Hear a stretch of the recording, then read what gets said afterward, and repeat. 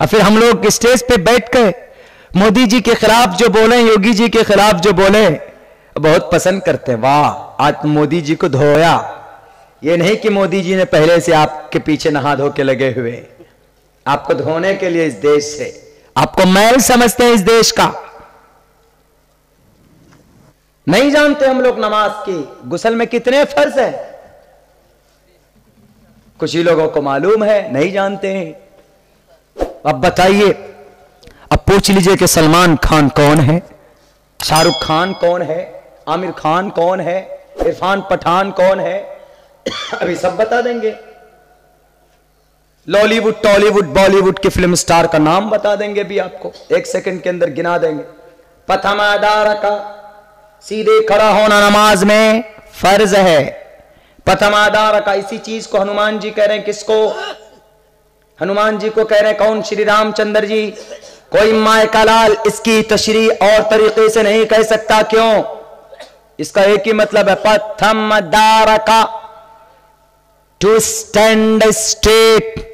पथमादार का जीवा दियोदियन, दियोदियन दूसरे नंबर पर दंडवत करो। मुसलमान नमाज पढ़ता है तो सजदा करता है, तो सजदा को भी दंडवत कहा गया। तृतीयानन को डलाकार, तीसरे नंबर पर कुंडली मारकर बैठ जाओ। जब मुसलमान नमाज पढ़ता है तो तशहुद में बैठता है तो कुंडली मारकर बैठता है। चतुर्थदेव चंद्र का चौथे नंबर पर थोड़ा सा झुक जाओ, थोड़ा सा झुको। जब मुसलमान नमाज पढ़ता है तो रुकू में जाता है तो थोड़ा सा झुकता है। पंचम विणदो संयुक्ता, शरीफ इंसान के तरह आखिर में बैठ जाओ। और जब आप आखिर में नमाज में बैठते हैं कायदा आखिरा में, तो शरीफ इंसान की तरह बैठ जाते हैं। जैसे खुतबे में, जुमे की नमाज में जब खुतबा होता है तो पैर बिछाकर बैठते हैं, कितना सुकून मिलता है। ओंग आती है ना जब इमाम साहब खुतबा शुरू करते हैं, अल्हम्दुलिल्लाह नहमदुहु व नस्तईनुहु व नस्तगफिरुहु, पूरा खुतबा जो पढ़ते हैं, ओंग आती है, नींद आती है आपको। क्यों आती है नींद? वह रहमत का नुज़ूल होता है। कितना परेशानी में आप जाइए जुमे की नमाज में, खुतबा सुनिए, देखिए आपको नींद आए। या मस्जिद में बैठिए किसी भी टाइम, देखिए आपको सुकून महसूस होगा। क्यों? आज भी अल्लाह की रहमत की बारिश होती है। हम लोग लेने वाले नहीं हैं। गए मस्जिद में, फटाफट उल्टे सीधे वजू किया, नमाज पढ़ी, निकल गए। मेरे भाइयों, ये जो जालिम बादशाह हम पर मुसल्लत हो रहे हैं कि देश के गद्दारों को गोली मारो, सालों को, और आज हम लोग जो खामोश बैठ जाते हैं, कुछ नहीं कर पाते। क्यों? क्योंकि हम अंदर से बहुत ज्यादा कमजोर हो चुके हैं, बहुत ज्यादा कमजोर हो चुके हैं। उलमाए किराम का अदब व एहतराम नहीं, मदारिस की अहमियत नहीं, हर जगह पर घोटालाबाजी, हर जगह पर बदजनी, उलमा से दूरी। और माफ कीजिएगा, मैं उलमाए किराम, मैं भी एक आलिम दीन हूं, बल्कि एक तालिब इल्म की हैसियत से हूं। अवाम को उलमा की बहुत सख्त आज जरूरत है। उलमा भी अपने मसनद से उठकर, मस्जिद मदरसों से उठकर अवाम के बीच जाएं, उनके समस्या का समाधान करें, उनसे मिले, और अवाम भी उलमाए किराम को अपना रहनुमा माने और उनसे पूछें, शरीयत पूछें, मिले, ज़ियारत करें। मैं 2-3 रोज पहले एक मुफ्ती साहब, मुफ्ती इनामुल बारी साहब के पास मैं पहुंचा। गाड़ी लेके मैं डायरेक्ट उनके स्कूल के अंदर चला गया तो मुफ्ती साहब बोले कि क्या बात है अब्दुल्ला, तुझे तो टाइम मिलता नहीं, आज किस काम से आए तुम, क्या जरूरत पड़ गई, हर काम तो कर लेते हो। हमने कहा कि बस जरूरत तो कुछ नहीं, आपसे मिलने के लिए, ज़ियारत के लिए। उसको यकीन नहीं हो रहा था उनको कि तुम बिजी रहते हो, जलसा इधर, दिन में प्रोटेस्ट, रात में दीनी जलसा, बाकी वक्त मिल जाता है तो स्कूल और अपने कारोबार में लगे रहते हो, आए कैसे? मैंने कहा हजरत यकीन नहीं करेंगे आप, मैं सिर्फ आपकी ज़ियारत के लिए आया, आपके हाथ मिलाने आया। आप जाइए हफ्ते में 1 आध दिन अपने आलिम दीन से, जिससे भी आप मुंसलिक हो।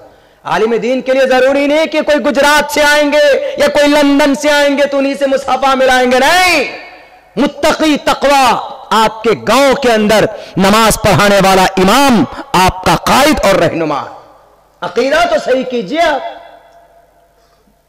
हाँ, बाहर से जो लोग आते हैं उनकी ज़ियारत भी होनी चाहिए, क्योंकि बाहर के हैं, बाहर के मेहमान होते हैं हमारे, लेकिन कम से कम इलाके के उलमा से मिलिए, कंसल्ट होइए, तो इंशाअल्लाह तबारक व तआला आप खुशी महसूस करेंगे कि मैं आज हजरत वाला से मिलने गया, हमको ये नसीहतें दी गई। आज ये सब चीजें हमारे कौम में नहीं है। सिर्फ एतराज उठाते हैं मौलाना तो इतना पैसा खा गया, ये अपाची गाड़ी कहां से चला रहा है मौलाना, घर में टाइल्स कहां से बट रहे हैं, लगता है कि बाहर का सब फन इन्हीं के पास है। उन चीजों पर नजर होती है, ये नहीं देखते कि मौलाना, ये सिर्फ देख के मौलाना मुर्गा मटन बहुत खा रहा, मुर्गा इतना खा रहा है, चिकन खा रहा है। अरे चिकन उनके मुकद्दर में अल्लाह ने लिखा है। क्यों? पढ़ने के जमाने में पता मौलाना कितना मुर्गा बनता है, पढ़ने के जमाने में मुर्गा, कोई भी बात भी कान पकड़ो, हम लोग खुद ही इतना कान पकड़े हैं कि याद नहीं कर सकते, आप बता नहीं सकते। अभी भी उंगलियों के अंदर निशान है, देखिए अशरफुल साहब, ये देखिए है ना, ये सब पिटाई के निशान, मदारिस के, मदरसे के जमाने में कोई बात हुई पकड़ कर ढूंढ दिया, तब भी नहीं माने तो कान पकड़ो, मुर्गा बनो, मुर्गा बन जाते थे। हमारे उस्ताद कहते थे कि अरे अगर इमाम, आजकल के इमाम अगर चिकन मुर्गा खस्सी खाता है तो ये अल्लाह इसको देता है। क्यों? पढ़ने के जमाने में अल्लाह ने इनको बहुत मुर्गा बनाया, इसलिए पढ़ाई के बाद अल्लाह कह देता जाओ पूरी जिंदगी में अब तुम्हारे नसीब में मुर्गा ही मुर्गा है, चिकन ही चिकन है। तो इसीलिए उनसे कबीरा खातिर नहीं होना चाहिए। मेरे भाइयों, हमें अपनी शरीयत से जुड़ना होगा। ये एनआरसी CAA होगा कुछ नहीं, क्यों? असंवैधानिक है, गैर कानूनी है, लेकिन उससे पहले हमें तो स्ट्रांग होना होगा, अपने अंदरूनी एतबार से मजबूती लानी पड़ेगी। और जिस देश में हम रहते हैं, इस देश में संविधान ने आपको अथॉरिटी दी है, आपको हुकूक दिए हैं कि भाई आप अपनी आवाज बुलंद कर सकते हैं, आपको कोई नहीं रोक सकता। लेकिन यह कि आपको डिग्निटी होनी चाहिए, आपको मालूमात होनी चाहिए। हमारा जुर्म इतना है कि हम नमाज पढ़ते हैं, अगर नमाज पढ़ना जुर्म है तो श्री रामचंद्र जी ने हनुमान को क्यों कहा?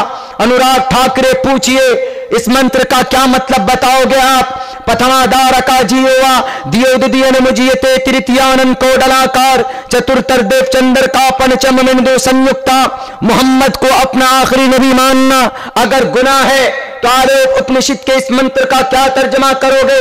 यज्ञम परचुचाम्यमम सतदतु तो निवोस्ति कवरितम पूर्वीयम गतम कस्तद्दिवि भारती। अंतिम संदेश को पहुंचाने वाला अगर मोहम्मद रसूलुल्लाह को आखिरी नबी मानकर उन पर विश्वास रखते हैं, अगर आपको इसकी वजह से हमारी ईमान पर, देशभक्ति पर अगर आपको शक होता है तो आलोक उपनिषद का वो लंबा मंत्र जिसमें नबी को कहा गया, अंतिम महर्षि को कहा गया, क्या कहा गया? अस्मल्लाम इल्ले मित्रा वरुणा दिव्यानी दत्ता इल्लल्ले वरुणो मित्रस्तेजस कामया होतार मिंदरो महासुनिंदरो अल्लो जयस्ते श्रेष्ठम पन्नम ब्रह्मांडम अल्लो रसूल महामद रकाबरसल्लो अल्लामा। इस धरती पर अंतिम संदेश को लाने वाला जो अल्लाह के मुकर्रब रसूल होंगे वो कौन होंगे? मोहम्मद होंगे। अगर हमारी अजान से आपको तकलीफ होती है तो आपको अपने भविष्य पुराण के उस मंत्र को निकाल कर फेंक देना चाहिए जिसके अंदर कहा गया क्या?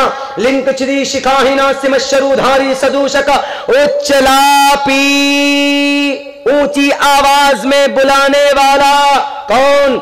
अंतिम महर्षि होंगे।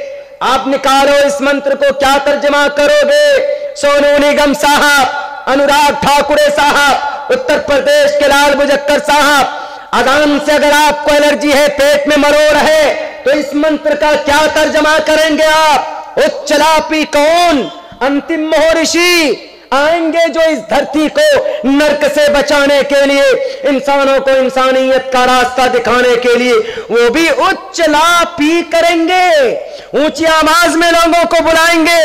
आज तो फजर में अजान होती है तो आपके कान में आपके बाल खड़े हो जाते हैं गुस्से से कि इन मुसलमानों को कुछ नहीं मिलता, अपने में नहीं देखते। आपके गुरु लोग भी तो मंदिर में घंटा बजाना शुरू कर देते हैं, 4 बजे राते से भगवान जी को जगाना शुरू कर देते हैं। ये सब नहीं होनी चाहिए। मस्जिद में रहने वाले अजान दें, मंदिर में रहने वाले घंटा बजाएं, चर्च में रहने वाला बेल बजाएं, कलीसियाओं के अंदर रहने वाला तबला बजाएं। नो ऑब्जेक्शन, कुछ भी नहीं होना चाहिए। हर आदमी अपने अपने एतबार से अपने धर्म के मुताबिक अमल करे। ये कौन बताता है? Freedom of convenience. Article 25 Hindustan का संविधान का अनुच्छेद नंबर 25 कहता है कि जो नमाज पढ़े, जो घंटा बजाए, जो मूर्ति पूजा करे, जो बुत परस्ती करे, जो कलीसा चर्च में जाए, गौतम बुद्ध सिद्धार्थ को परमात्मा माने, महावीर जैन स्वामी को ईश्वर माने, नो ऑब्जेक्शन कर सकता। हर आदमी आजाद है, कोई किसी की आजादी को रोक नहीं सकता। कौन कह रहा है? संविधान। तुम्हारे बाप ने अपने कलाइयों के अंदर इतनी ताकत नहीं भरी है। बजरंग दल के लोगों, आरएसएस के गुंडों, तुम इस देश